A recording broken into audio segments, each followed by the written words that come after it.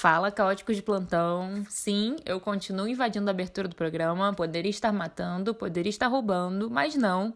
Eu só venho pedir que sigam a gente no Instagram, no @caos.cast. Lá você encontra um grid super lindão, com um pouco de tudo que já rolou nos outros episódios, inclusive as estatísticas. E no episódio de hoje a gente agora começa a incluir também as dicas que a gente fala lá no finalzinho no Joga na Roda, tá bom? Aproveitem.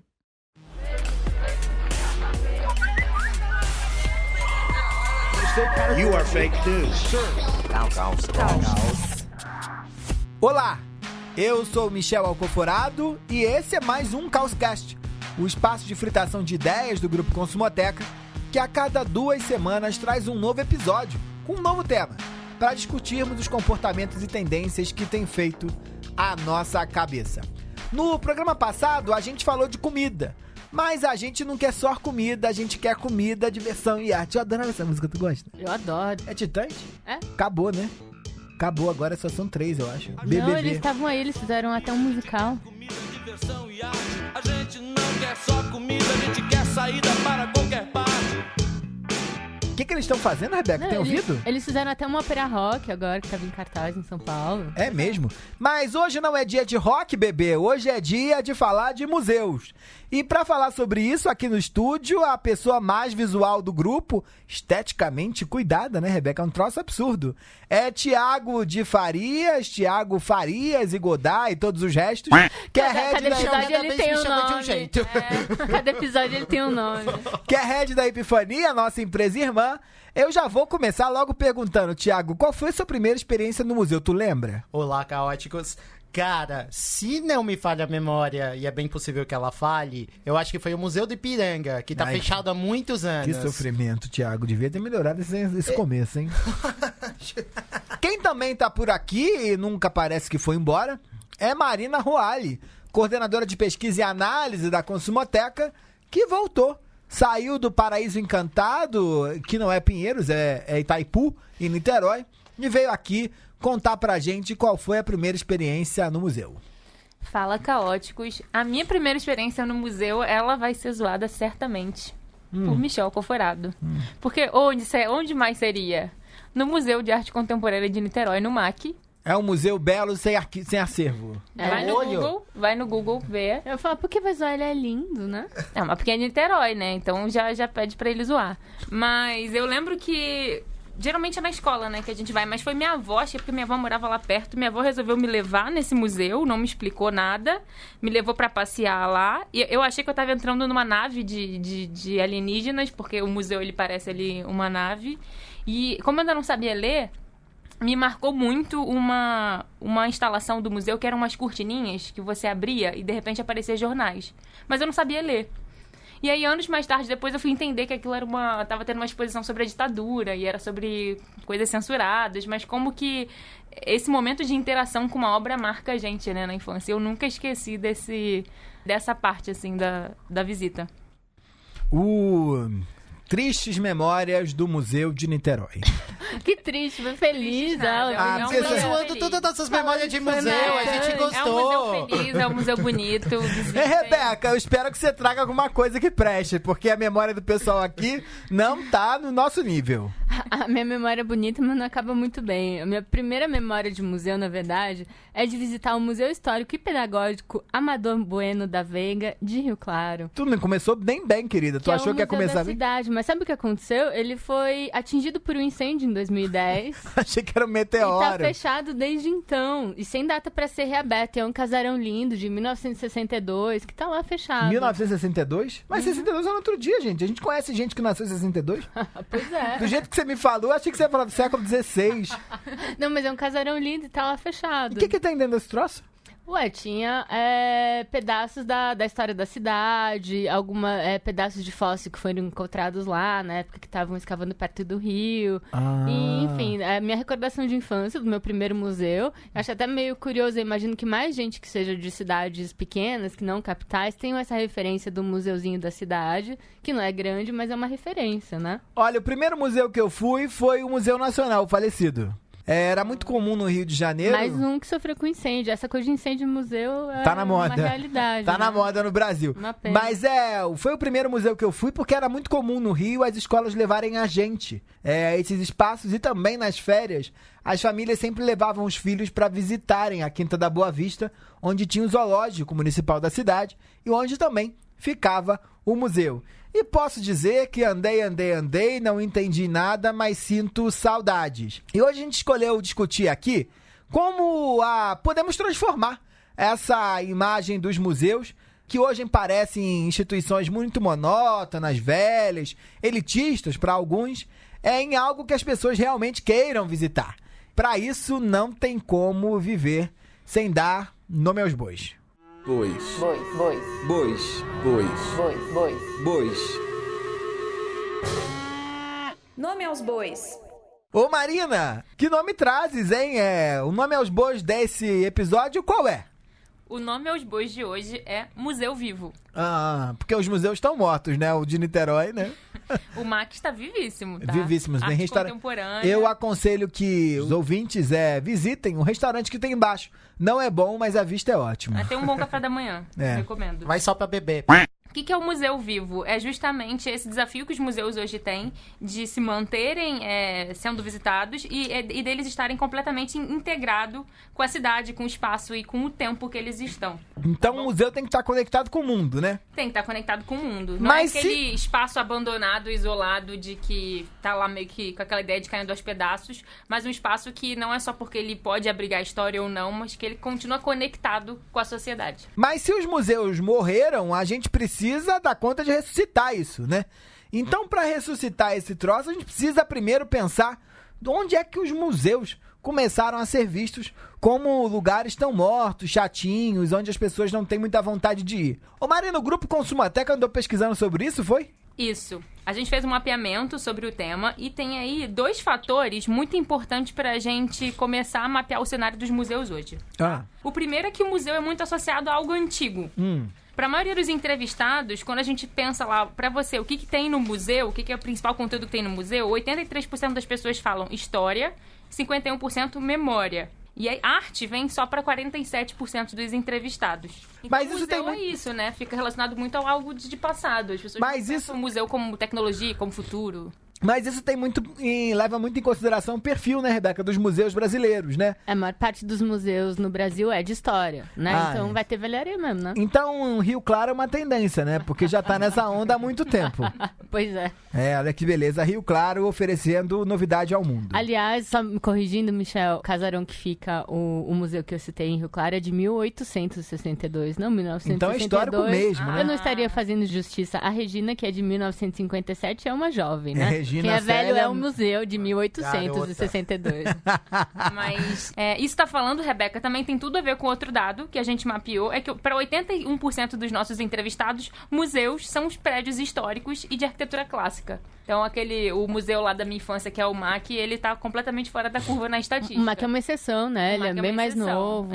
Pra além de coisa de velho e de prédio de velho, o pessoal aí da pesquisa também achou que museu é coisa de rico, é? Isso. O segundo ponto que eu falei que era importante pra gente entender esse cenário é que museu é muito associado a algo elitista e à ideia de antidiálogo. Olha que coisa curiosa. Não é pensado como um espaço de troca. Por os entrevistados, os museus são lugares mais de adquirir conhecimento, que é o que 65% fala, do que de debate com comunidade. Só 9% das pessoas entendiam e afirmavam ali ver o museu nesse lugar de troca. O muro dos museus estão muito altos ainda, parece, né? Isso é muito triste, né, Michel? A gente, quando tava estudando isso, conversava aqui, né? O que é um museu pra você? Pra você é um lugar de conhecimento? Pra mim, não. Pra mim é um lugar de bagunçar a cabeça. Eu preciso ir no museu que eu saia completamente transformado. Isso pra mim é uma experiência muito importante, porque eu fiquei trabalhando pra caramba na memória qual foi a primeira vez que eu tinha ido ao museu, eu não lembrava. Mas eu lembro a primeira vez que eu fui no museu e saí completamente transtornado, que foi quando eu fui a Nova York. Viajado. Vai falar do MoMA. E foi a primeira vez ao MoMA. E lá tinha uma exposição no último andar, que era uma exposição temporária do Francis Ailes, que é um artista maravilhoso belga, que mora na cidade do México. E era uma exposição ultra mega pequena. Eu me lembro de uma obra que era uma performance onde ele arrastava um cubo de gelo gigantesco pelo verão da cidade do México. Estava muito preocupado com a expectativa, a quebra de expectativa que isso gerava nas pessoas. Ou outro que ele andava com uma arma e ele cronometrava quanto tempo ia demorar para as pessoas pararem ele, sabendo que ele estava armado. E eu saí daquilo ali meio perturbado. Eu falei, caramba, não estou enxergando mais o mundo do mesmo jeito. E aquilo para mim fez com que, se eu for passar 12 horas em Nova York, eu vou no MoMA. Uma vez fiz uma escala em Nova York, saí do JFK, fui no MoMA, vi uma exposição e voltei. Agora eu tenho um outro queridinho em Nova York, hein?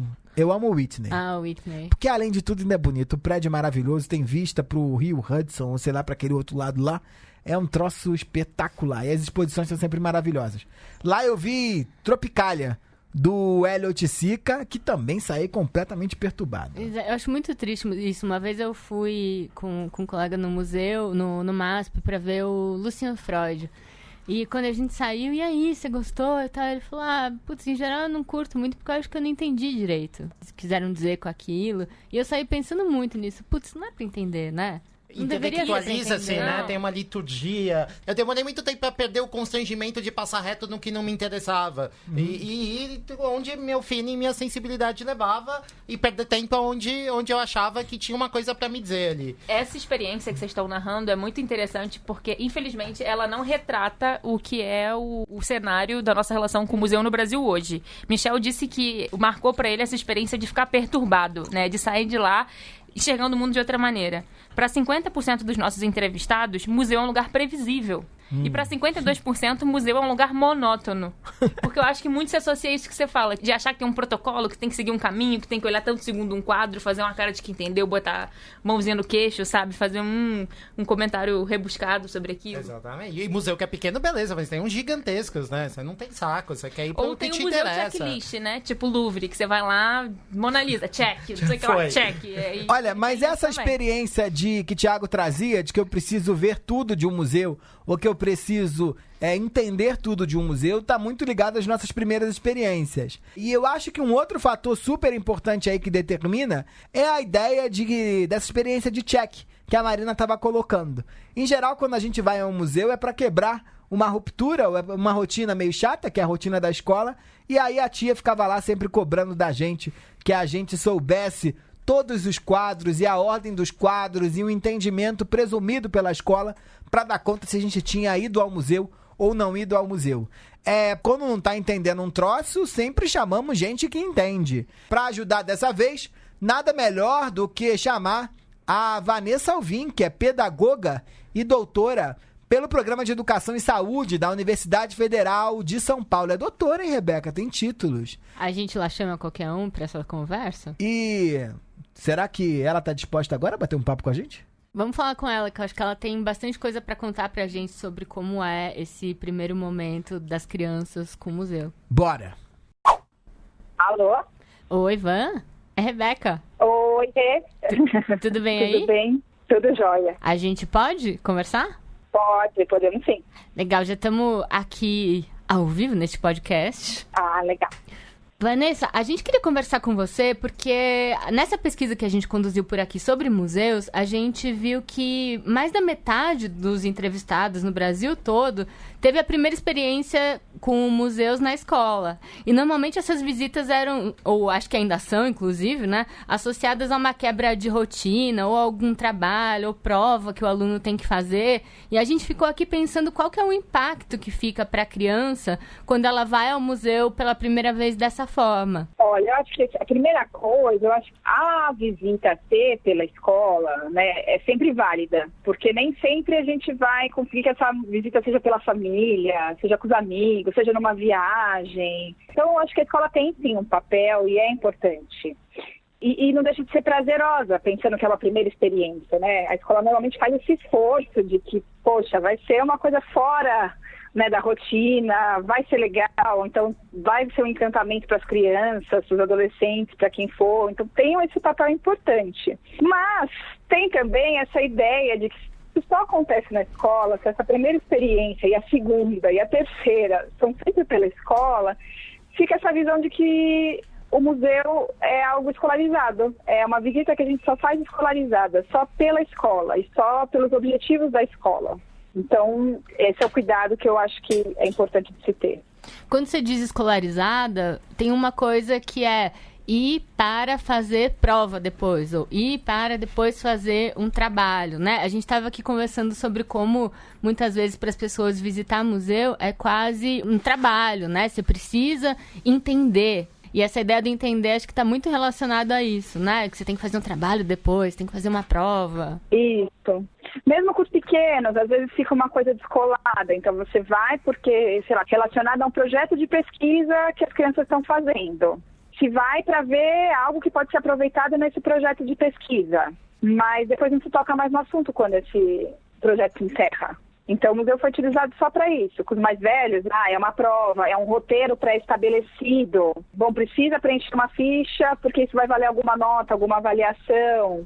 Então, fica sempre, e claro, sempre dentro de um recorte do currículo, né? Então, é para tal disciplina.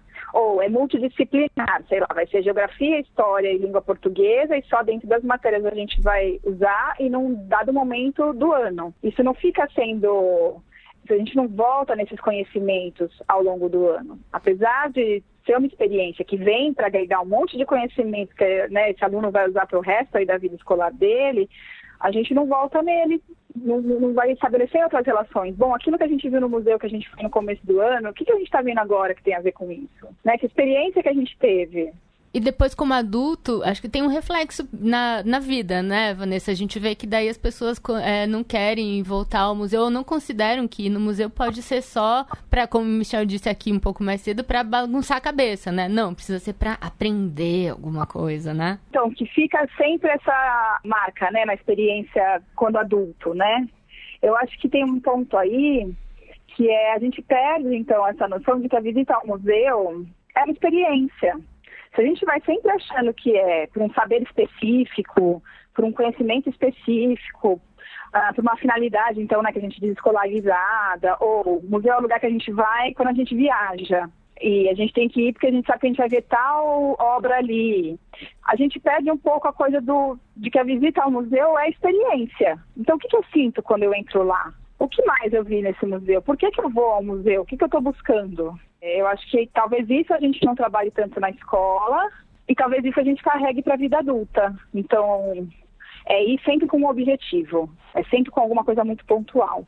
E a gente perde essa noção de processo, de experiência, né? De experiência.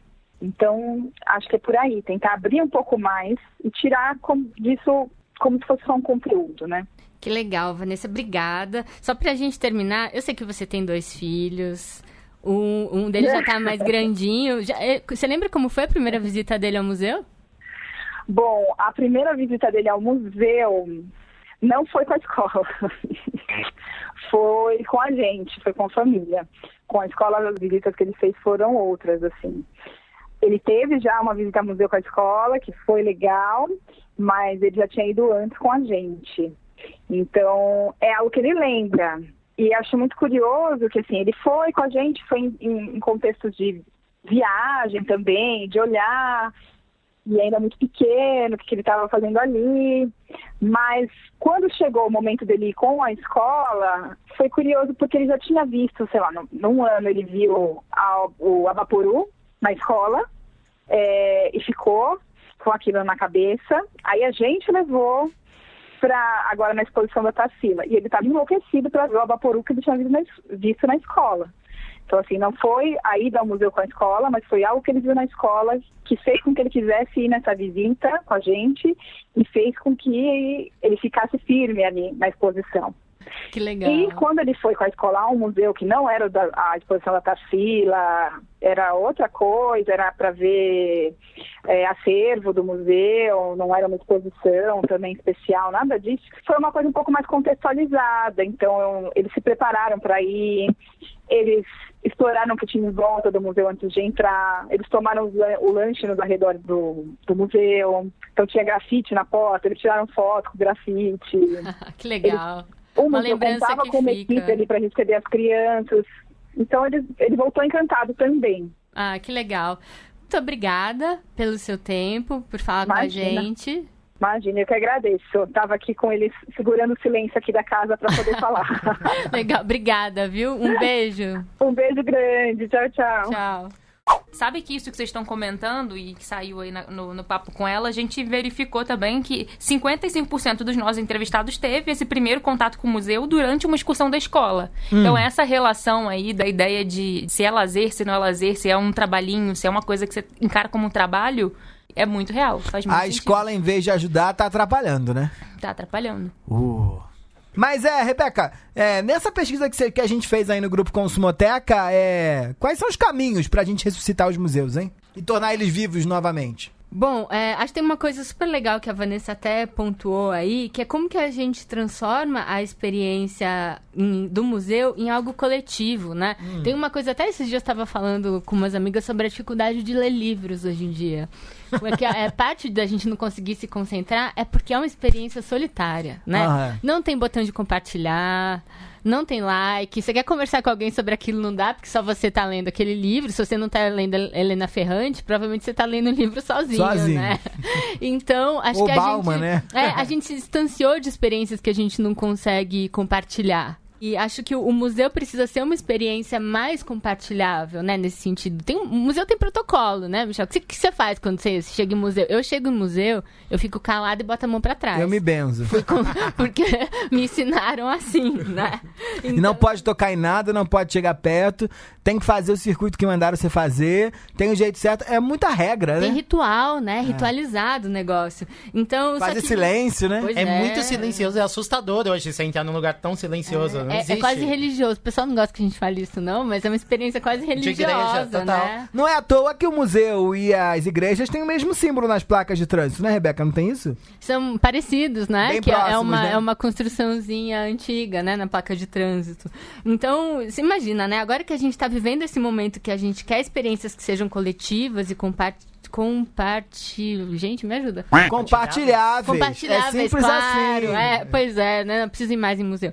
E o mais legal é quando a gente tem aquela experiência que você não sabe descrever. Sabe, Michel, quando você fala pra alguém, putz, tem que ir. Sei. Não sei o que dizer, tem que ir pra ver, tem que ir pra saber como é. Eu acho que a exposição da Tarsila trouxe um pouco isso, né, aqui em São Paulo, né? As pessoas ficaram num senso de urgência de que tem que ir, né? Tem que estar lá, né?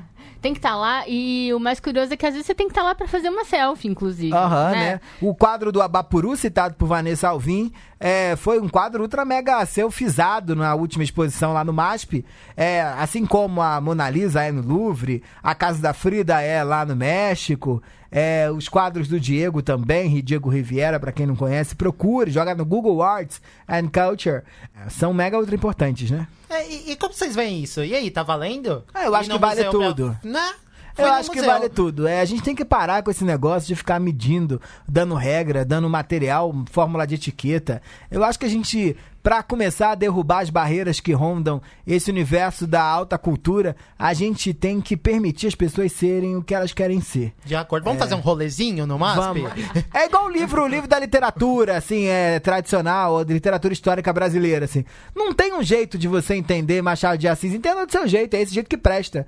Porque a obra de arte, ela só serve quando ela toca. E ela toca cada um de um jeito diferente dos outros, né? Sabe que o Padre Mauro, que é responsável pelo Muquifo, vou falar mais do Muquifo mais tarde, que é o museu lá de Belo Horizonte, ele mesmo fala uma coisa sobre isso que eu acho muito interessante, que é a gente tem que pensar se o museu é guardador de objetos ou se ele é guardador da memória dos objetos. Isso, né? Que bonito. Então, quer dizer, não é aquela peça. É como você se relaciona com ela, é que história ela conta, né? E a história que ela conta... essa história tem que ser recontada, né? Enfim, o cara quando fez... Continuamente, né? Continuamente. Seja pra... Claro que talvez quando a Tarsila pintou a Abapuru, ela não sabia que uma parte da história contada ia ser a história de fazer selfie com aquele quadro. Mas né? E aí que a gente vai tornando os objetos vivos e o museu vivo por consequência. Mas o Thiago falava desse silêncio amedrentador. A gente podia contratar uma fono mesmo pra participar desse podcast, que não é uma palavra, uma frase que tem uma palavra bendita, né? Amedrontador. Não tem vocabulário pra isso, mas esse medo que a gente sente quando chega em instituições museais, escutei essa palavra no outro dia, achei lindo. Museais? Sim, os museus são instituições museais. E aí, as instituições museais, elas dão esse medo na gente, por conta desse silêncio absurdo, mas traz uma oposição importante aqui do nosso tempo, que é entre contemplação e participação. Pra quem não conhece, o novo Bauman do momento é um filósofo sul-coreano que mora em Berlim, que é o Chul Han, Byung-Chul Han. E ele tem um livro que eu adoro que se chama A Sociedade da Transparência. Lá ele avisa que essa era que a gente está vivendo é uma era de transposição de um modelo de vida contemplativa, onde todo mundo estava ali sentado, do ócio criativo lá do Domênico De Masi. Ai, tenho saudade, posso falar? Mas acabou, querida. Vai se acostumando, acabou. Eu queria contemplar mais, fazer menos. Ah, querida, vai arrumar outro emprego então, porque aqui não há possibilidade disso. Acho que eu precisava mesmo. Gente... Ouvintes, se tiverem emprego contemplativo, me avisem. Manda no zap. Manda esses jobs aí. Manda no zap. Mas essa vida contemplativa acabou, Rebeca, como você vem observando muito bem aí, pro modelo que ele diz que é o da vida ativa. Nesse modelo de vida ativa, há uma total escassez de tempo e as pessoas têm o desejo de ser produtivas 24 horas por dia. Que hora tu acordou hoje? 6h30. E fez o quê? Fez banheiro de gato. Olha que inferno, começou péssimo, hein? Café da Não manhã, tem como o dia ser bom. Já quebrei um espelho de manhã e catei as coisas. Como é que é? O Azar, quantos anos, hein? 7. Olha, eu tô vivendo azar, tô devendo azar até, porque eu já quebrei espelho, viu? É, mas a gente também observando como é que a sua vida tá, não é à toa que é por isso. Mas, mas a vida ativa, a gente é obrigado a participar de tudo quanto é processo que cerca a gente, sem deixar nenhum espaço para essa contemplação. Traz um pouco de um dilema aí pro museu, né? Porque o museu, teoricamente, é um lugar de contemplar. Num território, numa era onde todo mundo está muito preocupado em ser ativo, talvez, né, Thiago, o jogo seja fazer selfie. Porque é o único jeito que você tem de ser ativo dentro de um lugar que a gente está preparado só para ver e sentir e explorar os 7 sentidos. Quantos sentidos? Tem 5 sentidos, né? A gente tá marcando hora pro mindfulness, né? Estamos marcando hora pra fazer meditação. Dentro do museu? Eu já vi meditação no museu. Ah, gente, é uma gente que não tem nada pra fazer. Medita em casa, pelo amor de Deus, né? Mas sim, Michel, retomando seu ponto, essa é uma tendência que a gente chama aqui no grupo de eu participante. Que é justamente esse desejo de fazer mais do que apenas contemplar. O que o museu está expondo. Então a gente tem observado o sucesso de exposições que propiciam exatamente essa interação que a gente está falando, né? Que tem um caráter instagramável, que eu possa dialogar de alguma forma com as obras. Sabe o que eu lembro muito? Que eu acho que para mim o primeiro evento dessa magnitude que me vem à cabeça foi a exposição da Yayoi Kusama no Tomiotaki. A Japinha das bolinhas. A louca da bola. E tinha algumas instalações. E aí eu lembro que nas últimas semanas você tinha um timing, inclusive, pra ficar na frente de cada obra, porque tinha uma fila gigantesca. Tinha time? Tinha, tipo, tira sua selfie e vai. O segurança meio te empurrava, assim. E foi uma mundo loucura. Tem que acabar, gente. Rebeca, pelo amor de Deus, acaba com o mundo. E foi curioso que não era uma artista exatamente popular até então, só que bombou pelas redes e isso foi reverberando e acabou a exposição com fila na porta. É importante lembrar aqui que a Yayoi Kusama começou a virar uma artista pop no mundo depois que fez uma coleção de bolsas com a Louis Vuitton de Marc Jacobs, quando ele era diretor criativo da marca. A partir daquele momento, a Japinha das bolinhas ficou desse jeito aí, né? Ficou pop. O Marc Jacobs sempre colocou isso, né? Uma aproximação de marcas e arte, né? Antes dela tinha tido aquela coleção com grafite, lembra? Esse é um jeito bastante interessante da gente começar a ressignificar os espaços museais, porque a gente vai trazendo o museu pra rua e depois que as pessoas conhecem esse conhecimento, essa produção de todos esses objetos na rua, eles têm vontade de visitar, nem que seja por uma selfie só, né? Se a segurança não te empurrar. A gente analisou as lojas de museu e acho que é um aspecto bem interessante esse, que é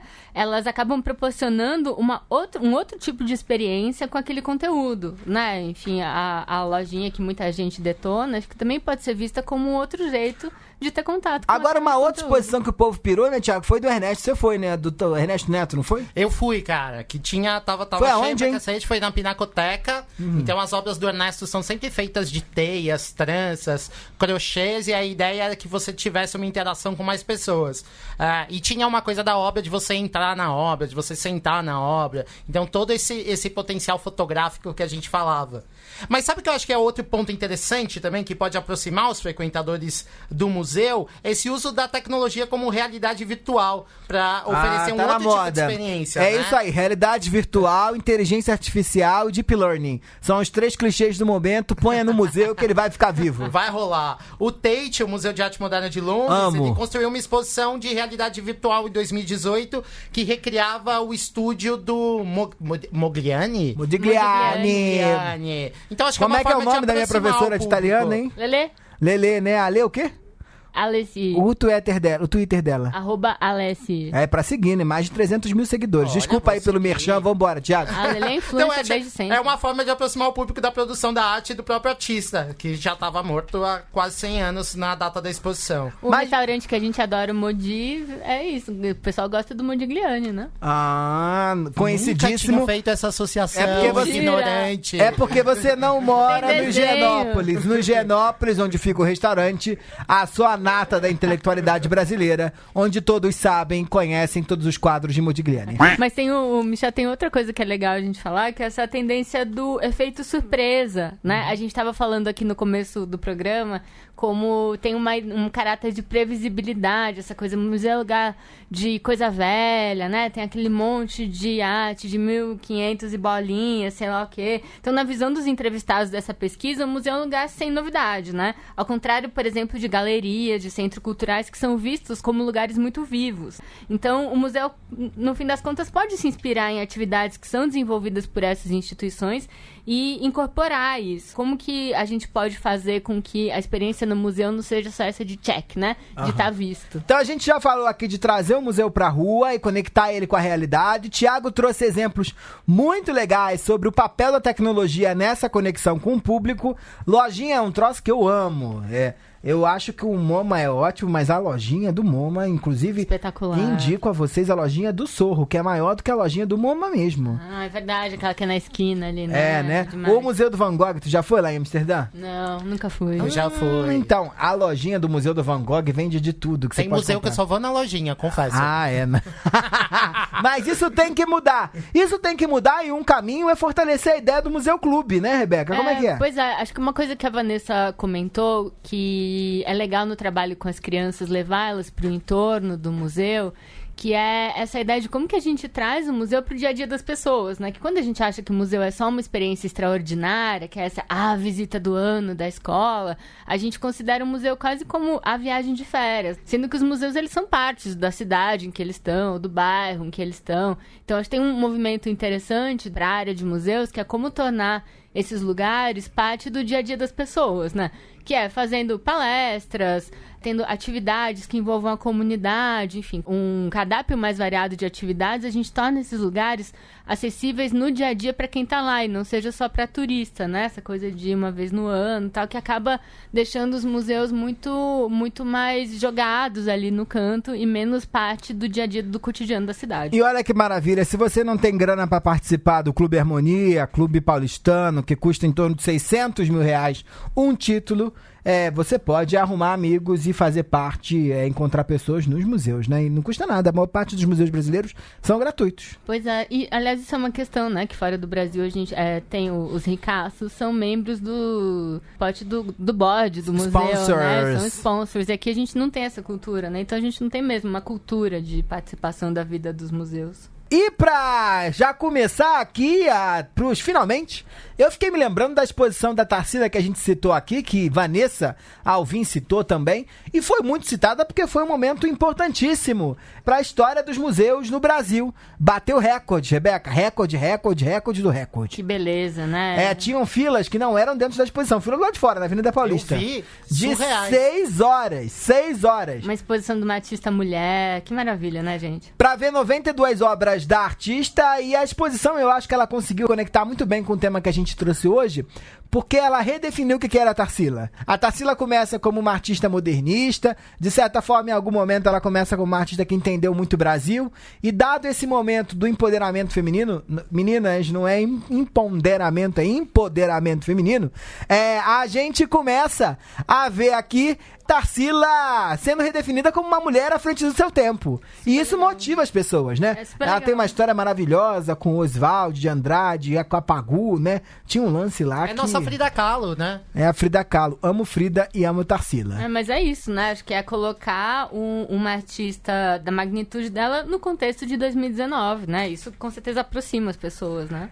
Tarsila tá viva, Frida tá viva, nós que estamos mortos. E vamos começando aqui as despedidas. Certamente todos nós guardamos alguma dica especial para os nossos... Quantos ouvintes, Rebeca? Não sei. Joana mais alguns. Joana é a nossa ouvinte portuguesa. Não, e ela respondeu pra gente falando, olhem, eu sou oficialmente a 13ª e eu não quero perder esse posto pra ninguém. Então, Joana, que é a 13ª, mais alguns, vão ter o prazer de contar com as nossas dicas. Tá na hora do Joga na Roda. Joga na roda. Joga na roda. Joga na roda.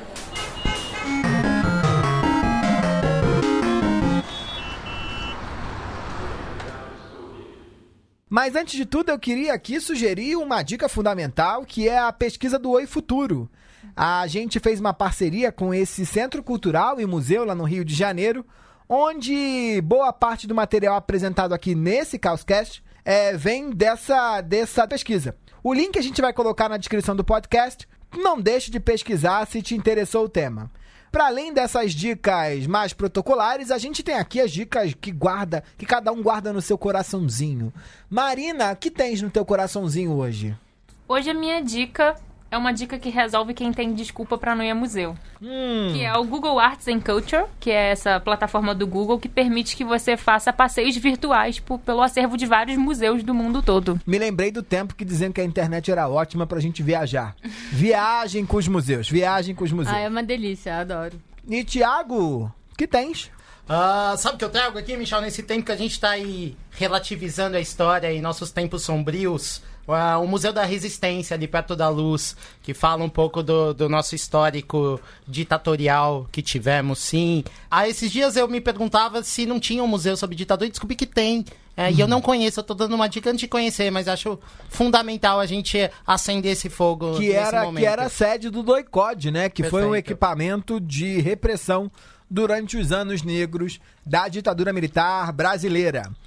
Rebeca... A minha dica hoje, Michel, não é de São Paulo, na verdade é para Belo Horizonte. Ouvintes de Belo Horizonte, escrevam pra gente, contam pra gente se vocês conhecem o Muquifo, que é o Museu dos Quilombos e Favelas Urbanas de Belo Horizonte, que é um museu lindo e que mostra como o museu pode ser muito mais do que a gente está acostumado. O museu não é só velharia, não é só o que sobrou de guerra.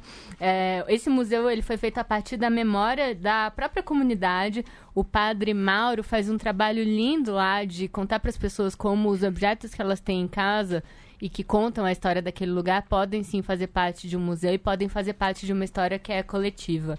Minha dica, vão ao Muquifo e me contem. Olha, mas não importa onde você esteja, se é em São Paulo, se é em Belo Horizonte, se é em Niterói ou Rio Claro, você pode mandar mensagens. Tá na hora do Manda Zap.